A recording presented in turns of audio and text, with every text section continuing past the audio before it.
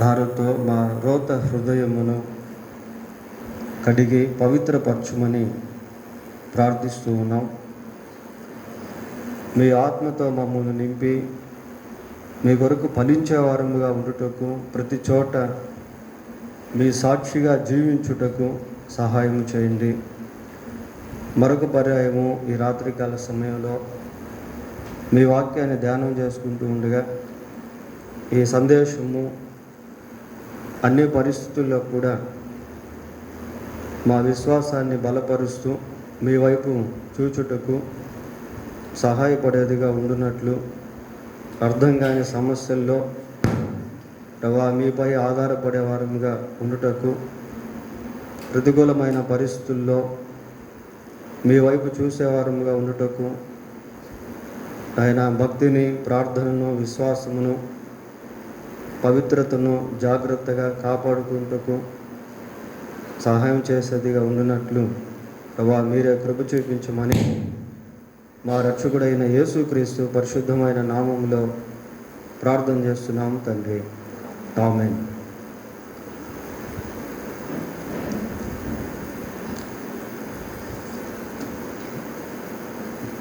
పిల్లరా, ఈ రాత్రి బైబిల్లో నుండి యోబు యొక్క జీవితంలో నుంచి కొన్ని విషయాలు మనం జ్ఞాపకం చేసుకుంటాం. యోబు ప్రారంభ స్థితి, మధ్యస్థితి, ముగింపు స్థితి, ఈ మూడు కూడా యోబు గ్రంథం ప్రారంభ అధ్యాయం నుండి ముగింపు అధ్యాయం వరకు మనకు కనిపిస్తాయి. మూడు రకాల అనుభవాలను యోబు తన జీవితంలో కలిగి ఉన్నాడు. ఈ మూడు రకాల అనుభవాల గుండా యోబు దేవుడు తీసుకుని వెళ్ళాడు. యోబు అందులో నుండి అనేకమైనటువంటి ఆధ్యాత్మిక పాఠాలు నేర్చుకున్నాడు. యోబుని గురించి ఆలోచన చేస్తే, once upon time he was a richest man, after that he became a poorest man. Once upon time he was a healthy man, after that he became a sick man. Once upon time he was a great honorable man, after that he became a mocked man. యోబు ఒకప్పుడు చాలా ధనికుడిగా ఉండేవాడు, తర్వాత చాలా పేదవాడిగా మారిపోయాడు. యోబు ఎంతో ఆరోగ్యవంతుడిగా ఉండేవాడు, అయితే చాలా వ్యాధిగ్రస్తుడిగా మారాడు.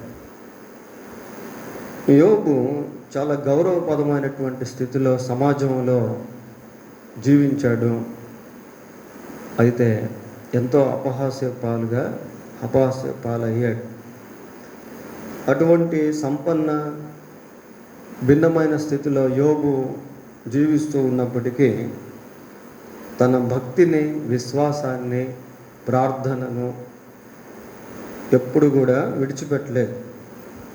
చివరికి మూడవ దశలో యోబు కోల్పోయినటువంటి వాటన్నిటిని కూడా దేవుడు మళ్ళీ సమకూర్చాడు. ఇదేదో ఒక పొయిటికల్ కథ కాదు. మనం బైబిల్లో పద్య భాగంలో యోబు, కీర్తనలు, సామెతలు, ప్రసంగి, పరమగీతము, ఈ 5 పుస్తకాలు పద్య భాగంగా బైబిల్లో మనం ఎంచుతాం. కనుక యోబు యొక్క జీవితం ఏదో ఒక కవిత్వ రూపంలో రాసింది కాదు, కానీ రియల్గా జరిగినటువంటి కథాంశం. అందుకే యోబుని గురించి యేస్కేల్ రాశాడు, యాకోబు కూడా రాయడం జరిగింది. ప్రియులారా, he was a historical figure. యోబు చరిత్రలో ఉన్నటువంటి వాడు. దాదాపు అబ్రహాము కాలంలో యోబు జీవించాడు అని చాలా వరకు బైబిల్ పండితులు అభిప్రాయం పిలారు. సరే, కొన్ని విషయాలు మనం జ్ఞాపకం చేసుకుందాం. యోబు గ్రంథం 1వ అధ్యాయము 10వ వచనం. ఆ, ఉమ్, ఆ. నీవు అతని చేతి పనిని దీవించుచుండుట చేత అతని ఆస్తి దేశములో బహుగా విస్తరించి ఉన్నది. దేవుడు యోబు యొక్క చేతి పనిని దీవించుట వలన అతని యొక్క ఆస్తి దేశమంతా కూడా బహుగా విస్తరించింది అని చూస్తున్నాం ప్రియులారా. అంటే ఊజు దేశంలో ఎవరు రిచెస్ట్ మ్యాన్, అత్యధిక ధనవంతుడు అనే ప్రశ్న వేస్తే యోబే అని చెప్పవచ్చు ప్రియులారా. దేశమంతటిలో కూడా యోబు బహుగా ఆస్తిమంతుడిగా ఉన్నాడు ఆ రోజుల్లో. ఇది అతని యొక్క ప్రారంభం. మరి ఎన్ని సంవత్సరాలు ఆ యొక్క ఆస్తిని అనుభవిస్తున్నటువంటి వ్యక్తిగా యోబు ఉన్నాడో మనకు తెలియదు. కానీ ఆ తర్వాత ఆల్ ఆఫ్ ఎ సడన్ అంటే ఉన్నట్టుండి, not in course of time అంటే కాలక్రమేణా కాదు, కానీ ఒకదాని వెంట బ్లో ఆఫ్టర్ బ్లో, దెబ్బ వెంబడి దెబ్బలాగా యోబు యొక్క జీవితంలో ఉన్న ఆస్తి అంతా కూడా వితౌట్ హిస్ హ్యాండ్, అతని ప్రమేయం లేకుండా సమస్తాన్ని కోల్పోయాడు ప్రియులారా. ఇది ఒక విషాద గాథ. చూడండి, 14వ వచనం చదువుదాం. మొదటి అధ్యాయం 14వ వచనం.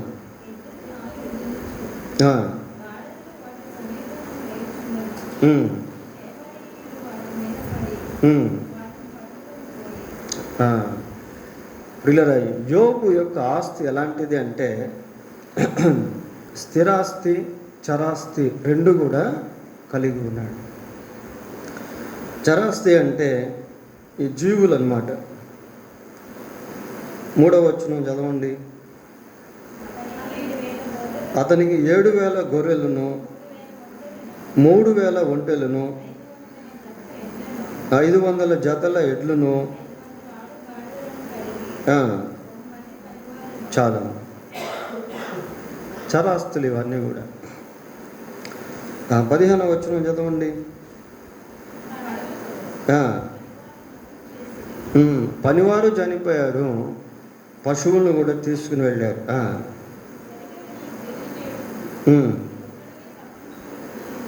16.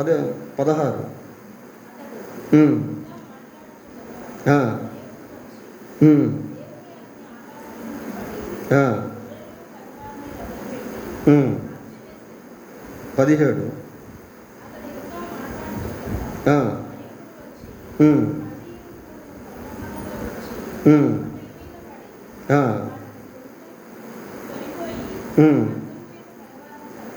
చాలా చూడండి ప్రియారా, అంటే ఇదేదో కొన్ని నెలల పాటు, సంవత్సరాల పాటు జరగడం కాదు, కానీ వెంటనే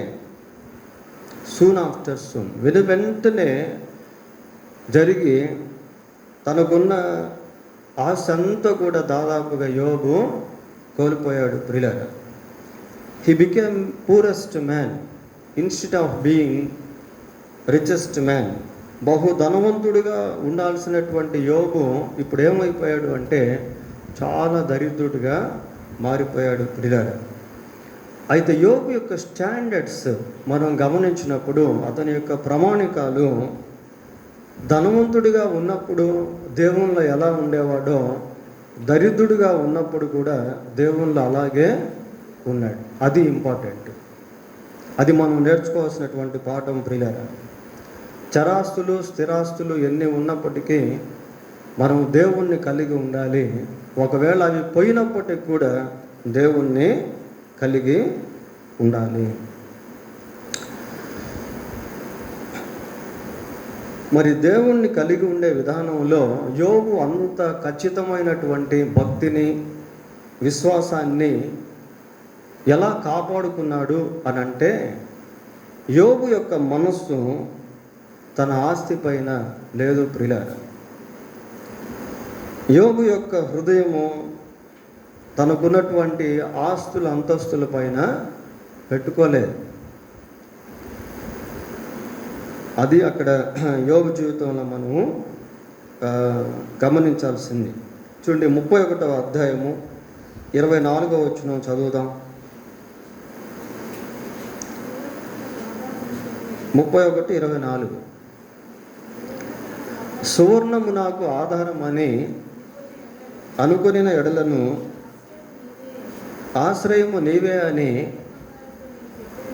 మేలిమి బంగారుతో నేను చెప్పిన ఎడలను ఆస్తి గొప్పదని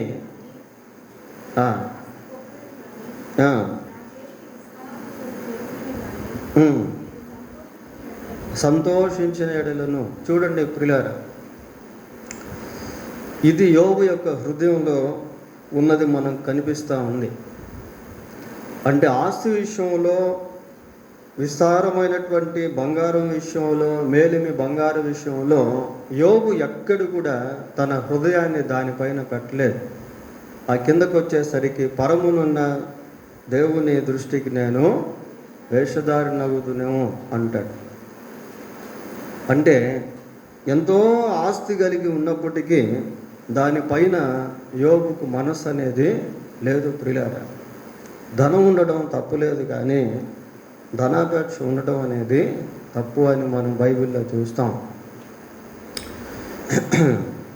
పైగా యోబు తనకున్నటువంటి ధనాన్ని, ఆస్తిని విధవరాలైనటువంటి స్త్రీల విషయంలో, తల్లిదండ్రులు లేనటువంటి పిల్లల విషయంలో, పేదవారి విషయంలో దాన్ని ఖర్చు పెట్టేవాడు. అది దైవిక గుణలక్షణము ప్రియులారా. కాబట్టి యోబు బహుధనవంతుడిగా ఉన్నాడు. రెండవ భాగంలో అన్నీ కోల్పోయినటువంటి వాడిగా ఉన్నాడు. మూడవ భాగానికి వచ్చేసరికి యోబును దేవుడు బహుగా ఆశీర్వదించాడు. 42:12 చూడండి.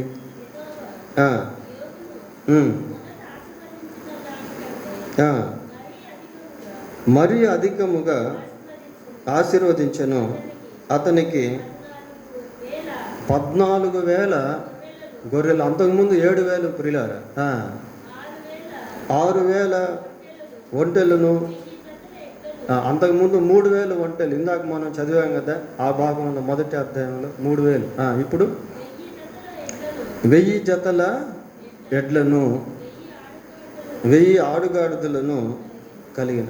ఈ మనం క్యాలిక్యులేట్ చేసుకుంటే మొదటి అధ్యాయం 3వ వచనం, ఈ 42వ అధ్యాయం 12వ వచనాన్ని కలిపి మనం చదువుకున్నప్పుడు అంత రెండొంతలుగా డబుల్ ఫోల్డ్ బ్లెస్సింగ్ లాగా మనకు కనిపిస్తాయి ప్రియులారా. So he became again richest man. మళ్ళీ దేవుడు యోబును అత్యధిక, అంతకుముందు కంటే ఇంకా ఎక్కువ ధనవంతుడిగా, ఆస్తిపరుడిగా దేవుడు చేశాడు. అయితే ఈ గ్యాప్లో, అంటే ప్రారంభం, ముగింపు, మధ్య భాగంలో యోబు తన యొక్క ఆ ప్రామాణికాలను, విశ్వాసాన్ని జాగ్రత్తగా కాపాడుకుంటూ వచ్చాడు. అది అక్కడ మనం నేర్చుకోవాల్సినటువంటి పాఠం. తర్వాత he was a healthiest man. Healthy man became a sick man. బాగా ఆరోగ్యవంతుడిగా ఉన్నటువంటి యోబు వ్యాధిగ్రస్తుడిగా మారిపోయాడు. చూడండి, 2వ అధ్యాయం 7వ వచనం, 2:7. కాబట్టి అపవాది బయలువెళ్ళి అరికాలు మొదలుకొని నడినెత్తి వరకు బాధగల కురుపులతో యోబును మొత్తెను. చూడండి ప్రియ, శరీరంలో ఎక్కడో ఒక భాగంలోనే ఏదో కురుపులు వస్తే, పుండ్లు వస్తే, ముళ్ళు గుచ్చుకుంటే శరీరం అంతా కూడా మనం ఎంతో బాధను అనుభవిస్తూ ఉంటాం. అలాంటిది మాటలు ఎలాగున్నాయంటే, ఫ్రమ్ హెడ్ టు ఫుట్, అరికాలు మొదలుకొని నడినెత్తి వరకు కురుపులట. ఏం కురుపులయ్యే? బాధగల కురుపులు. బాధగల కురుపులు. బాధగల కురుపులతో సైతాను మొత్తాడు ప్రియులారా. కాబట్టి ఎంతో ఆరోగ్యంగా ఉన్నటువంటి వ్యక్తి ఇప్పుడు ఏమైపోయాడంటే వ్యాధిగ్రస్తులాగా మారిపోయాడు. 6:13 వచనం చదవండి. నాలో త్రాణ ఏమీ లేదు కదా, శక్తి నన్ను బొత్తిగా విడిచిపోయాను కదా, శక్తి నన్ను బొత్తిగా విడిచిపోయాను కదా. శక్తి లేనటువంటి వాడిగా అయిపోయాడు ప్రియులారా. A sound mind is a sound body అని అంటారు. అంటే మనసు సంతోషంగా ఉంటే శరీరంలో ఆరోగ్యం అనేది ఉంటుంది. ఇప్పుడు యోబు యొక్క పరిస్థితి మానసికంగా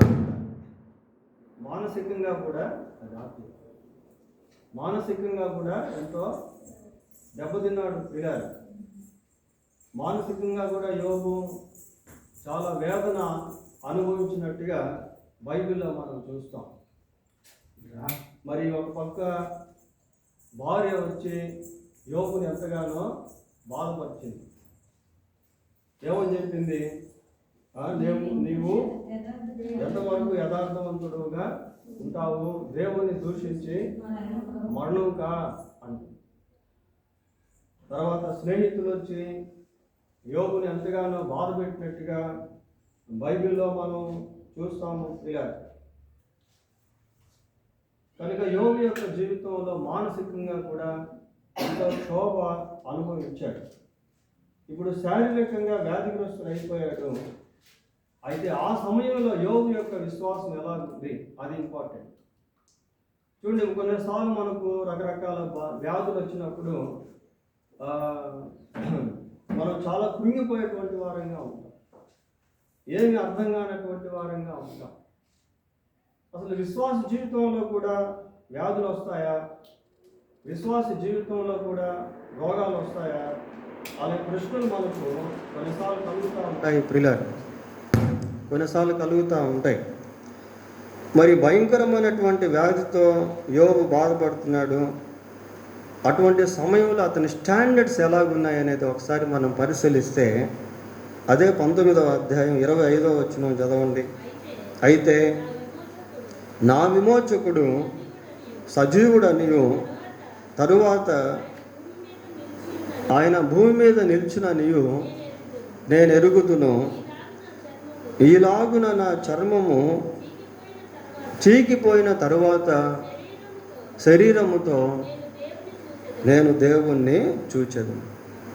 చూడండి ప్రియులారా, అంటే మరణానికి సమీపంగా ఉన్నటువంటి వ్యక్తి, భయంకరమైనటువంటి వ్యాధి బాధల గుండా వెళ్తున్నటువంటి వ్యక్తి ఎటువంటి నిరీక్షణ కలిగి ఉన్నాడు? ఒక విశ్వాస జీవితంలో వ్యాధి వచ్చినప్పుడు, రోగం వచ్చినప్పుడు, మరణానికి సమీపంగా వెళ్ళినప్పుడు ఈ నిరీక్షణ అనేటువంటిది చాలా అవసరం. ఈ నిరీక్షణ అనేటువంటిది చాలా అవసరం ప్రియులారా. అన్ని వైపులా యోబును గమనిస్తే చాలా క్షీణ దశలో ఉన్నాడు. కానీ స్పిరిచువల్గా మనం గమనించినప్పుడు ఆధ్యాత్మికంగా యోబు చాలా బలవంతుడిగా ఉన్నాడు. నా శరీరం చీకిపోయిన తర్వాత కూడా నేను దేవుణ్ణి చూస్తాను,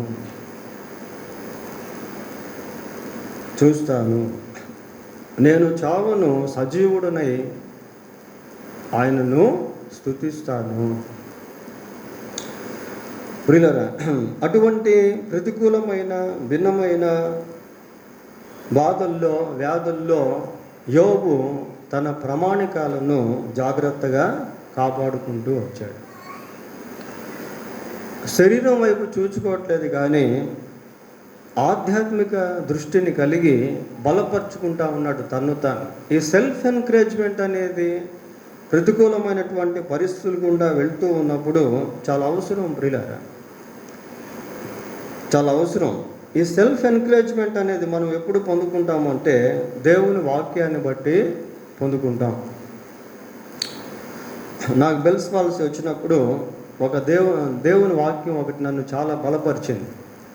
దానికి లెబానోను సౌందర్యం నేను కలుగు చేసేదును అన్న వాక్యం. నన్ను చాలా ఆదరించింది, బలపరిచింది, ధైర్యపరిచింది.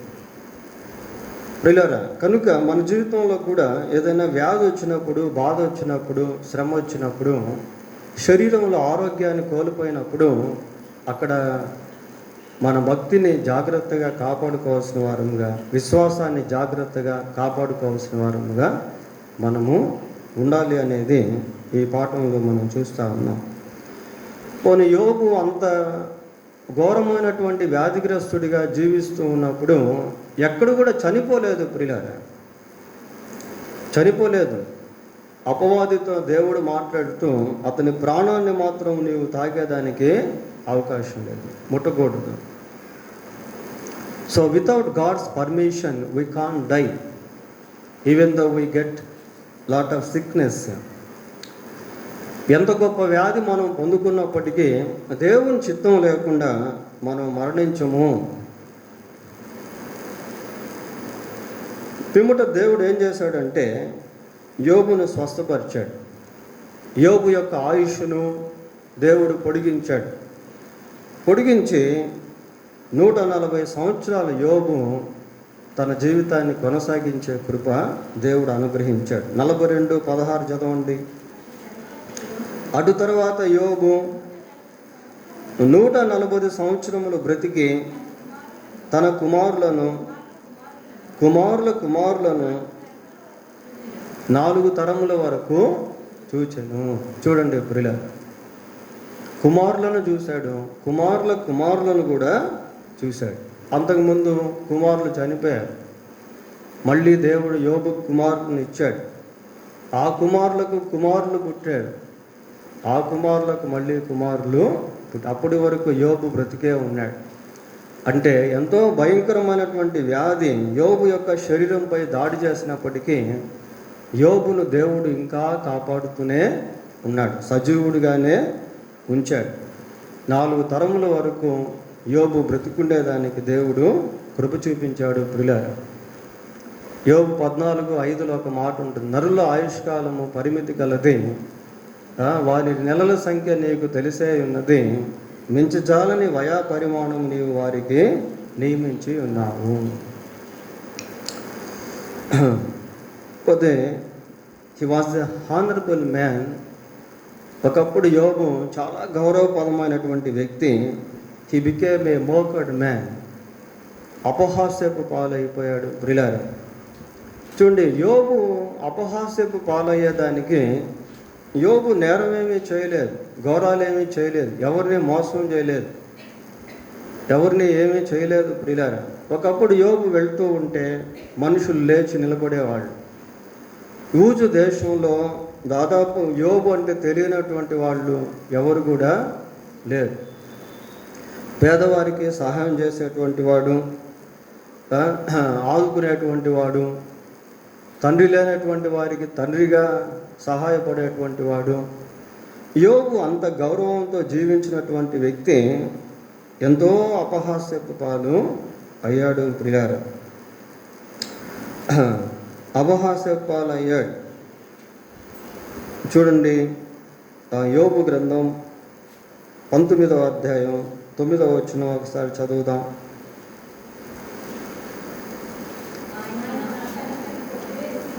ఆయన నా ఘనతను కొట్టివేసి ఉన్నాడు, తల మీద నుండి నా కిరీటమును తీసివేసి ఉన్నాడు. ఘనతను కొట్టివేసి ఉన్నాడు. ఎంతో ఘనుడుగా ఉన్నటువంటి యోబు ఇప్పుడు ఘనహీనమైనటువంటి వాడుగా మారాడు. ప్రియులారా, 16వ వచనం కూడా చదవండి.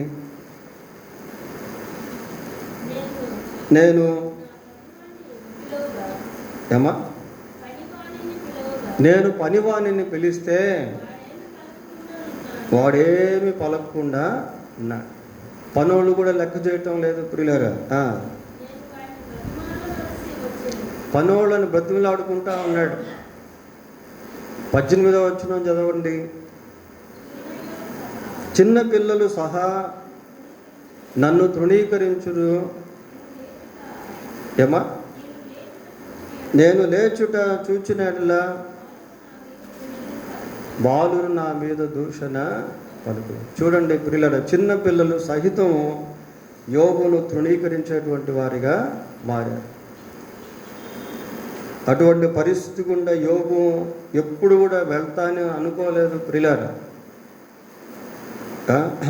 ఒకప్పుడు ఎంతో గౌరవపదమైనటువంటి స్థితిలో ఉన్న వ్యక్తి ఇప్పుడు నవ్వులు పాలుగా he became a laughing stick, నవ్వులు పాలైపోయినటువంటి వ్యక్తిగా ఉన్నాడు. 30వ కీర్తన 30వ అధ్యాయం యోబు గ్రంథం 1వ వచనం చదవండి. ఇప్పుడైతే నాకన్నా తక్కువ వయసు గలవారు నన్ను ఎగతాళి చేయుదురు. చూడండి ప్రియులారా, నాకంటే తక్కువ వయసు గల వాళ్ళు యోబుని ఏం చేస్తున్నారట? ఎగతాళి చేస్తూ ఉన్నారట. గౌరవపదమైన స్థితిలో ఉన్న వ్యక్తి ఎగతాళి పాలైపోయాడు, అపహాస్య పాలైపోయాడు, ఎవ్వరూ లెక్క చేయనటువంటి వాడుగా అయిపోయాడు. ప్రియులారా, కొన్నిసార్లు మన జీవితంలో కూడా కొన్ని పరిస్థితులు ప్రతికూలంగా మారినప్పుడు అంతకుముందు ఎంతో గౌరవించినటువంటి వాళ్ళు, ఎంతోమంది మర్యాద చేసినటువంటి వాళ్ళు, ఘనపరిచినటువంటి వాళ్ళు, పొగిడినటువంటి వాళ్ళు కొన్నిసార్లు ఏమవుతారు అంటే వాళ్ళే బద్ధశత్రువులుగా మారుతారు, వాళ్ళే ఎగతాళి చేసేవారిగా, అపహాస్యం చేసేవారిగా మారుతారు. అటువంటి పరిస్థితులు గుండా యోబు వెళ్తూ ఉన్నప్పటికీ ఎక్కడ కూడా తన భక్తి జీవితాన్ని విడిచిపెట్టలేదు ప్రియులారా. దేవునితో తనకున్నటువంటి మ్యూచువల్ రిలేషన్షిప్, అంటే దేవునితో యోబు మాట్లాడేవాడు, యోబుతో దేవుడు మాట్లాడేవాడు. ఆ సంబంధాన్ని జాగ్రత్తగా యోబు కాపాడుకుంటూ ఉన్నాడు. God never mocks us. దేవుడు ఎప్పుడు కూడా మనల్ని అపహసించడు ప్రియులారా. ఎవరు అపహసించినా తృణీకరించినా దేవుడు మాత్రం ఎప్పుడు కూడా అలాంటి ప్రక్రియ చేయడు. చివరికి ఏమైపోయింది? 42వ అధ్యాయం 11వ వచనం చదవండి. 42:11 ఏమా? అప్పుడు అతని సహోదరులు అందరూ, అతని అక్క చెల్లెళ్ళందరూ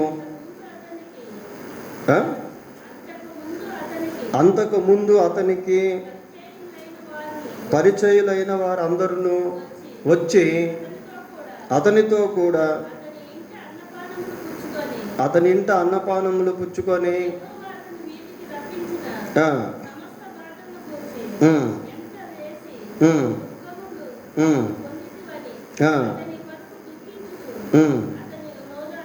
చాలు ప్రియులారా, 42వ అధ్యాయంతో మనం చదివినప్పుడు దేవుడు మళ్ళీ తిరిగి యోబుని ఎంతో ఉన్నతమైనటువంటి స్థితిలోనికి తీసుకుని వెళ్ళాడు. అంతకుముందు అపహసించినటువంటి వాళ్ళు, అంతకుముందు తృణీకరించినటువంటి వాళ్ళు తిరిగి యోబును గౌరవించేటువంటి వాళ్ళుగా, ఘనపరిచేటువంటి వాళ్ళుగా మారారు ప్రియులారా. పోతే యోబు యొక్క జీవితంలో ఇంకొక విషయం ఏంటి అంటే సైతాను యోబు యొక్క జీవితంలో ఒక టార్గెట్ పెట్టుకున్నాడు. ఏంటి ఆ గురి అంటే, ఏ విధంగానైనా సరే యోబు దేవుణ్ణి విడిచిపెట్టాలి, యోబు దేవుణ్ణి దూషించాలి. దేవుణ్ణి విడిచిపెట్టే అనుభవం అనేది it likes A second death, అది రెండవ మరణానికి సూచన ప్రియులారా. ప్రతి మనిషికి 2 మరణాలు అనేటువంటివి ఉంటాయి. మొదటి మరణం ఏంటి అంటే ఆత్మ శరీరాన్ని విడిచిపెట్టుట, అది మొదటి మరణం. రెండవ మరణం ఏంటి అంటే అదే ఆత్మ దేవుణ్ణి విడిచిపెట్టుట, అది రెండవ మరణం ప్రియులారా. ఏ విధంగానైనా సరే యోబు దేవుణ్ణి విడిచిపెట్టేయాలి.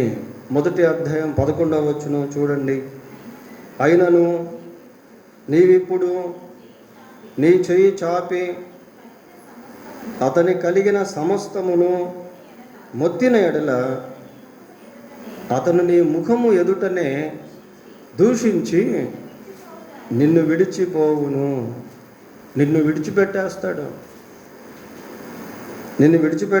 అంటున్నాడు. 2వ అధ్యాయం 5వ వచనం కూడా చూడండి. 2వ అధ్యాయం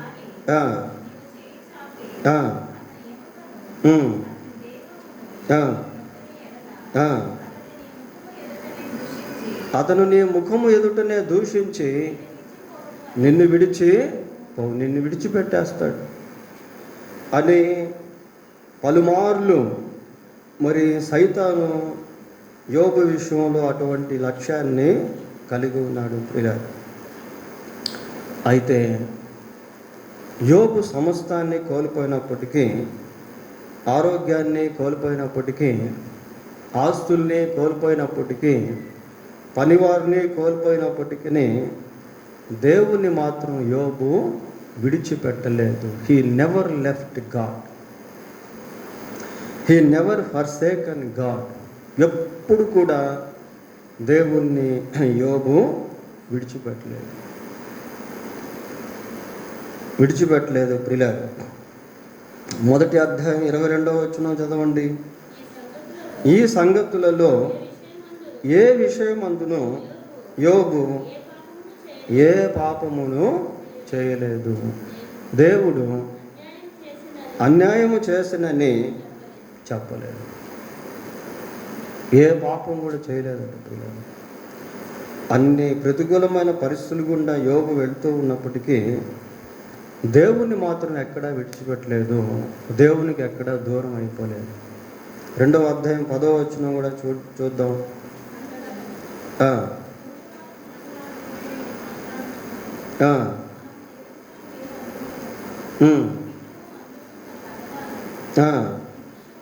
ఈ విషయములలో యోబు నోటి మాటలతోనైనను పాపము చేయలేదు. కనుక ప్రియులారా, మరి యోబు తన యొక్క జీవితాన్ని బహు జాగ్రత్తగా కాపాడుకున్నాడు. యోబు ఎక్కడ దేవుణ్ణి దూషించలేదు, దేవుణ్ణి ప్రేమించాడు, దేవుని కోసం జీవించాడు, దేవుణ్ణి ఘనపరిచాడు, దేవుణ్ణి మహింపరిచాడు, దేవుణ్ణి ఎంతగానో హెచ్చించాడు, దేవుణ్ణి అంటిపెట్టుకొని జీవించాడు. కనుక ప్రారంభ స్థితిలో యోబు ఎలాగున్నాడో మధ్యస్థితిలో కూడా అలాగే ఉన్నాడు. ఈ 2 స్థితుల్లో యోబు యొక్క జీవితం ఒకటే విధంగా ఉండింది. 3వ స్థితికి వచ్చేసరికి దేవుడు యోబును అంచెలంచెలుగా ఆశీర్వదించాడు. కోల్పోయినటువంటి వాటన్నిటినీ కూడా తిరిగి యోబుకు దేవుడు అనుగ్రహించాడు. ఒక బైబిల్లో ప్రాముఖ్యమైనటువంటి వచనాలు ఉన్నాయి, అవి చూసి మనం ఈ సందేశాన్ని ముగిద్దాం. రోమపత్రిక 8వ అధ్యాయము, రోమియోలకు రాసిన పత్రిక 8వ అధ్యాయం 35వ వచనం చూడండి. క్రీస్తు ప్రేమ నుండి మనలను ఎడబాపువాడు ఎవడు? శ్రమ అయినను, బాధ అయినను, హింస అయినను, కరువైనను, వస్త్రహీనత అయినను, ఉపద్రవమైనను, ఖడ్గమైనను మనలను ఎడబాపు. ఏది కూడా లేదు పిల్లలు.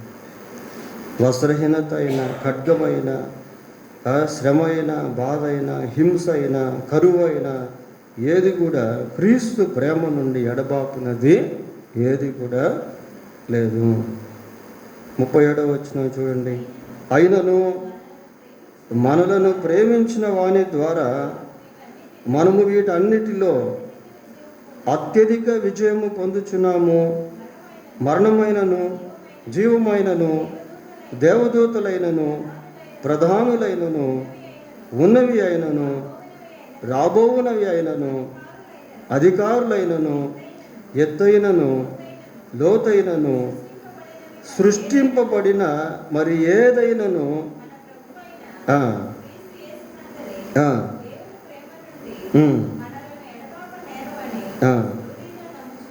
దేవుని ప్రేమ నుండి ఎడబాపునది ఏది కూడా లేదు. దానికి ప్రత్యక్ష నిదర్శనము, సాక్ష్యము యోబు యొక్క జీవితం. ప్రియులారా, అన్ని ప్రతికూలమైన పరిస్థితులు గుండా యోబు వెళ్ళినప్పటికీ దేవుని ప్రేమ యోబును వెంటాడుతూనే ఉండేది. యోబు దేవుని అంటిపెట్టుకొని అటువంటి ప్రతికూలమైన పరిస్థితుల్లో కూడా జీవించాడు. తన భక్తి జీవితాన్ని జాగ్రత్తగా కాపాడుకున్నాడు. దేవుడు తన వాక్యాన్ని దీవించునుగాక. ప్రార్థన చేసుకుందాం. ప్రార్థన.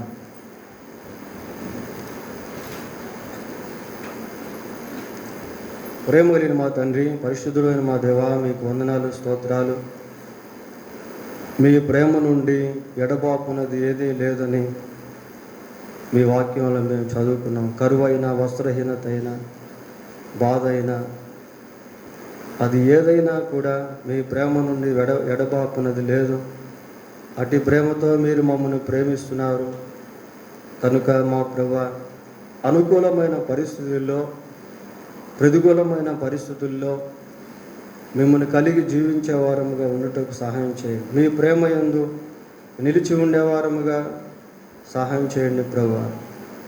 ఆయన యెహోవా ఇచ్చెను, యెహోవా తీసుకొనెను, యెహోవా నామమునకు స్తోత్రం కలుగును గాక అని యోబు సెలవిచ్చాడు. మా జీవితంలో ఏది పొందినా అది మీ ద్వారానే అని మేము గుర్తెరుగునట్లుగా కృప దయచేయండి ప్రభువా. మేము దేన్ని కూడా కోల్పోయేవారముగా మీరు మమ్మల్ని ఉండనివ్వరు. మమ్మల్ని రెండంతలుగా ఆశీర్వదించేటువంటి దేవుడు. ఎక్కడ మీ నిమిత్తము అపహాస్యం పాలమవుతామో అక్కడే మీరు మమ్మల్ని ఘనపరుస్తారు ప్రభువా. ఎక్కడ మేము మీ నిమిత్తం దేన్ని పోగొట్టుకుంటామో అక్కడే తిరిగి ఆయన రెండంతలుగా మీరు మాకు ఇస్తారు కనుక ప్రభువా, మీరెంతైనా నమ్మదగిన దేవుడు. అందును బట్టి మీకు స్తోత్రం. మీ సన్నిధి మాకు నిత్యము తోడుగా ఉంచండి. మీ కొరకు అన్ని విషయాల్లో మేము జీవించుట కృప దయచేయండి. మా రక్షకుడైన యేసుక్రీస్తు నామములో ప్రార్థన చేస్తున్నాము తండ్రి, ఆమేన్.